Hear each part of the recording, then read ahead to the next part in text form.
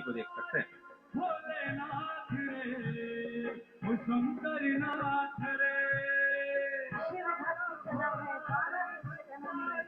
Hello friends, नमस्कार। मैं JP Pandey अपने यूट्यूब चैनल से बोल रहा हूँ @लिखो जेपी। और पहले आप लोग से रिक्वेस्ट है कि मेरे चैनल को लाइक करिए, शेयर करिए, सब्सक्राइब करिए, कमेंट करिए, तो अच्छा रहेगा, हमको अच्छा लगेगा और उससे हमारा थोड़ा प्रोत्साहन भी बढ़ेगा। फ्रेंड्स, आज मैं मोदी जी पे ये वीडियो बना रहा हूँ। फ्रेंड्स, मोदी जी क्यों अजेय हैं? मोदी जी को क्यों हराया नहीं जा सकता? जब वो गुजरात में, जब से वो चीफ मिनिस्टर बने थे 2002 में, जब से चीफ मिनिस्टर बने थे तब से लेकर आज तक प्राइम मिनिस्टर के रूप में as well as chief minister के रूप में कभी मोदी जी चुनाव नहीं हारे। और जबकि उसके पहले वो संगठन के काम करते थे, मतलब गुजरात का चीफ मिनिस्टर बनने के पहले वो सिर्फ संगठन के काम में रहते थे। वो इलेक्शन वाली चीज़ को नहीं समझते थे वो, और न तो उसमें घुसे हुए थे। तो लेकिन जब से वो चीफ मिनिस्टर बने आज तक उन्होंने सारे इलेक्शन बड़े जबरदस्त मार्जिन से जीते हैं। देखिए फ्रेंड्स, गुजरात में तो एक स्टेट का मैटर था। यहाँ पे वाइब्रेंट गुजरात क्या क्या करके दुनिया भर की चीज़ें, यहाँ ये इन्वेस्टर्स को बुलाते रहते थे, इंडस्ट्रियलिस्ट को बुला के कुछ कुछ करते रहते थे, कुछ डेवलपमेंट। इसलिए गुजरात एक तो कोस्टल एरिया है, यहाँ के लोग जो है थोड़ा शांति प्रिय हैं और बिजनेस वगैरह में काफ़ी इंटरेस्ट लेते हैं, विश्वास रखते हैं। तो उसका एडवांटेज था मोदी जी को। अच्छा, यहाँ तो हो गया। चलिए, यहाँ रहते रहते मोदी जी का वो जो 2002 में जो रायट हुआ था गुजरात में, आपको पता है, उसके रायट को लेकर के अपोजिशन के नेताओं ने, उस समय सरकार में थे, चाहे ये कांग्रेस की सरकार जो मनमोहन सिंह के उसमें बनी थी, इन लोगों ने मोदी जी को इतना गाली दिया, इतना उल्टा, इतना इनके पीछे पड़ गए सिर्फ अपीजमेंट के लिए, मुस्लिमों को खुश करने के लिए, कि मोदी जी का नाम बहुत हो गया चारों तरफ। इवन यूपी में जो मोदी जी को नहीं जानते थे वो लोग, सारे लोग जानते रहे। उनको एटीएस के सामने, ATS के सामने सूरत में पेश होना पड़ा। बड़ा दुनिया भर का, मतलब कांग्रेसियों ने एक तरह से जो ब्लेसिंग इन डिसगाइज जो होता है ना, कि इनको फेम कर दिया, मोदी जी को फेमस कर दिया। सारे हिंदुस्तानी इनको जानने लगे। और वो किस लिए? कि इन्होंने हिंदुओं का साथ दिया राइट में। तो हिंदुओं के लिए तो बड़ी सेंटिमेंटल, ये तो मोदी जी के लिए भी और हिंदुओं के लिए सेंटिमेंटल, जो एक प्राइड का मैटर था और मोदी जी के लिए एडवांटेज था। अच्छा, उसके बाद ये दिल्ली गए।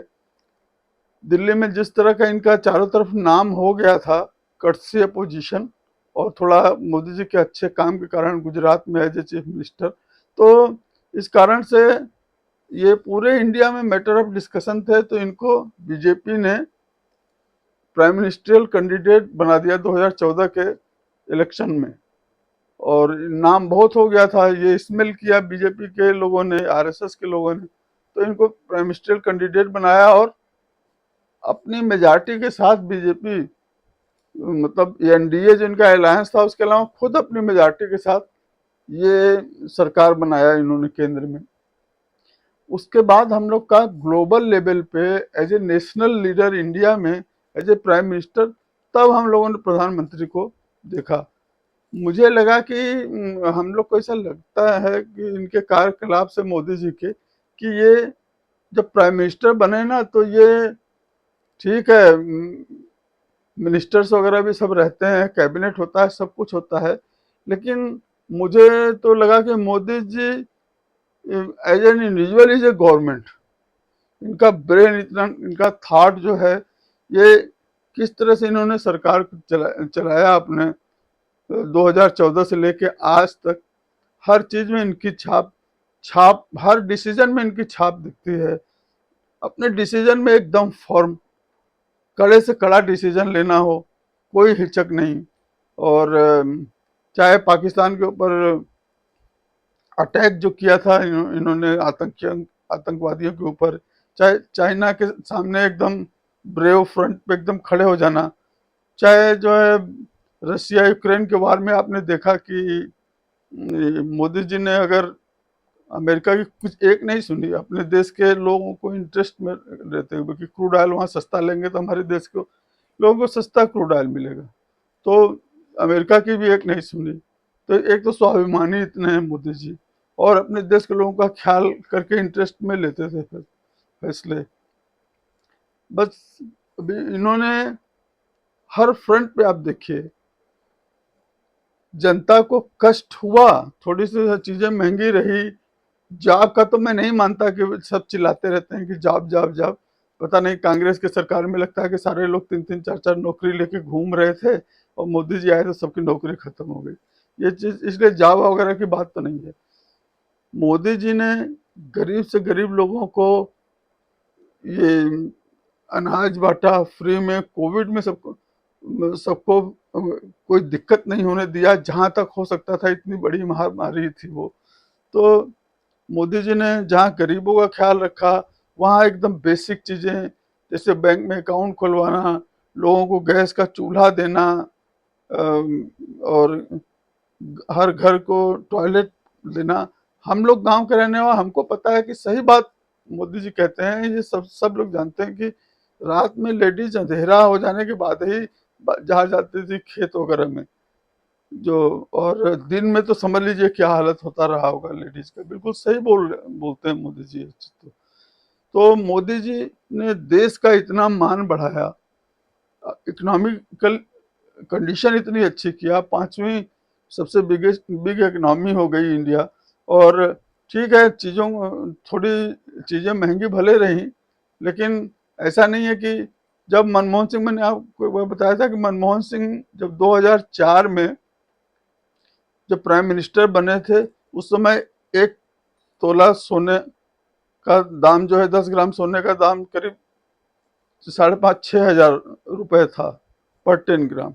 और जब मनमोहन सिंह 2014 में हटे हैं, तब उस सोने का, उसी 10 ग्राम सोने का भाव था 26,000 रुपए, 26-27 हजार रुपए था उस समय।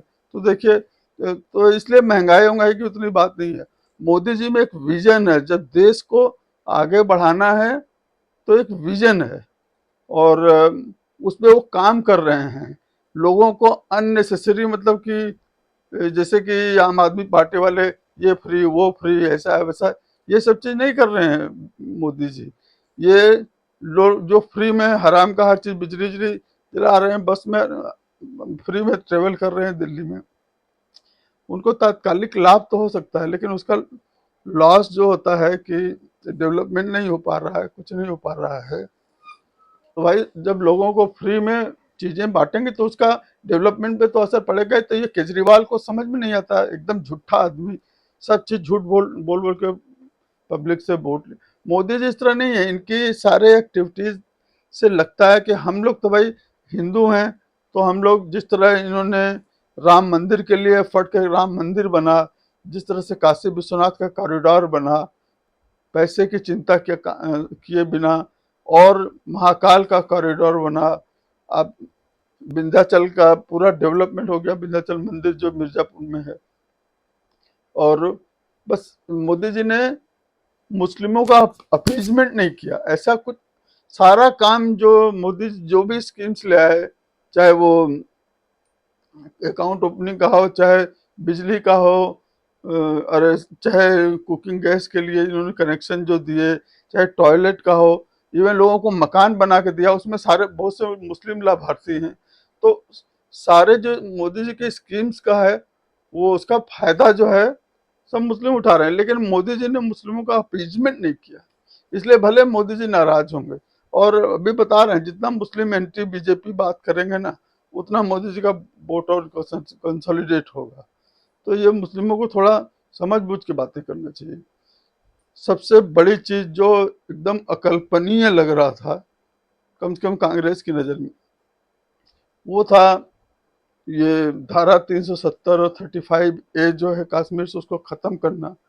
कश्मीर के नेताओं ने, चाहे फारूक अब्दुल्ला हो, चाहे वो मैडम है, वो इन लोगों ने इतना डराया कि हटा दोगे, तो महबूबा मुफ्ती ने तो डराए थे यहाँ खून की नदियां बह जाएंगी, कोई झंडा लेने वाला नहीं होगा ये कश्मीर में इंडिया का, सब ऐसे डरा डरा के।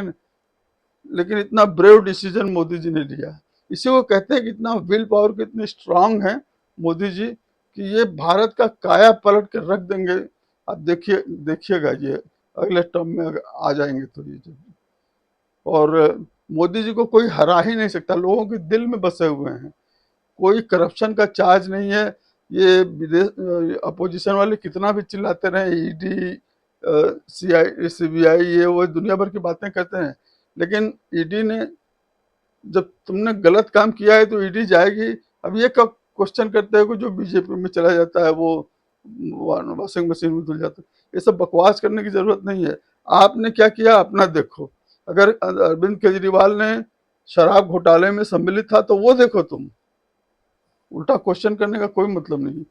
तो मोदी जी के इतने, मतलब इतना डेडिकेशन है देश के लिए, इतना डेडिकेशन है कि ये देश किसी के आगे झुकते नहीं, पाकिस्तान को बुरी तरह से इग्नोर करके रखा हुआ है, और उसकी तरफ उनका नाम भी लेना मोदी जी पसंद नहीं करते पाकिस्तान का। तो ये मोदी जी का इतना विल इतना स्ट्रांग है, आप देखिएगा अभी 2024 में जब प्रधानमंत्री फिर से बन जाएंगे ना, तो देखिएगा 5 साल में क्या जलवे दिखाते हैं मोदी जी। इतना विल पावर का स्ट्रांग प्राइम मिनिस्टर पहली बार मिला है इंडिया को, कोई इनके टक्कर का कोई नहीं है, इंदिरा गांधी भी नहीं है इनकी टक्कर, कोई नहीं है इतना तगड़ा प्राइम मिनिस्टर। और हम लोग को वो, अब एक तो नेशनल प्राइड है इनके अंदर इतनी कि इंडिया की जो लास्ट ग्लोरी थी ना, मुगलों के समय से जो नुकसान हुआ था इंडिया को, उसको रेस्टोर करना चाहते हैं किसी तरह से, और काफी हद तक कर भी रहे हैं उन्होंने। और अगले 5 साल जब रहेंगे तब आप देखिएगा क्या जलवे रहते हैं, दिखाते हैं। फ्रेंड्स, अभी एक और वीडियो बनाऊंगा तो बताना है कि जो मोदी जी का सपना 2047 तक इंडिया को फुल्ली डेवलप्ड कंट्री बनाना है, उसके लिए मोदी जी को और क्या क्या करना चाहिए ग्रास रूट लेवल पे, वो अगले वीडियो में हम आपको बताएंगे, सुनिएगा। तो पहले यही एक रिक्वेस्ट है कि मेरे चैनल को लाइक करिए, शेयर करिए, सब्सक्राइब करिए। थैंक यू फ्रेंड्स, नमस्कार।